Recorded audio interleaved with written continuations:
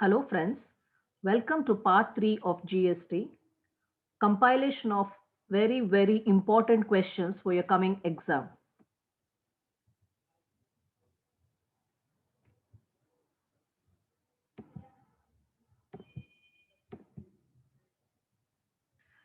To start with, what is taxable event under GST, the one which has appeared in 2017? The taxable event under GST shall be the supply of goods or services or both made for consideration in the course of furtherance of business. Basically, taxable event is that event that occurrence of which attracts the liability to pay tax. So, in short, in GST, the point which attracts the tax is either supply of goods, supply of services, or both.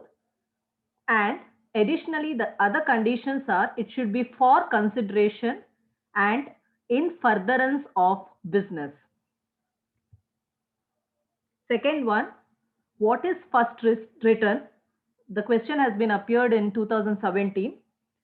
Every registered person who has made outward supplies in the period between the date on which he became liable to registration till the date on which registration has been granted shall declare the same in the first return furnished by him after grant of registration.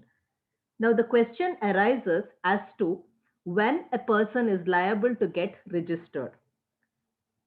In case of supply of goods, once the turnover crosses 40 lakhs, he is liable for registration. In the same way, in case of supply of service, once the turnover exceeds 20 lakhs, he will be liable for registration. This implies the supply which takes place between this date and the date of grant of registration should be disclosed in the first return. The third question state any two features of GST portal.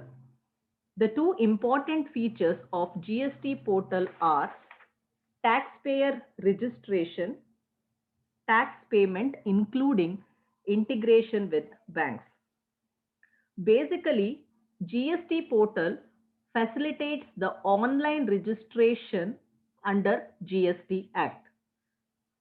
Second, it helps the online payment of tax as it is integrated with banks.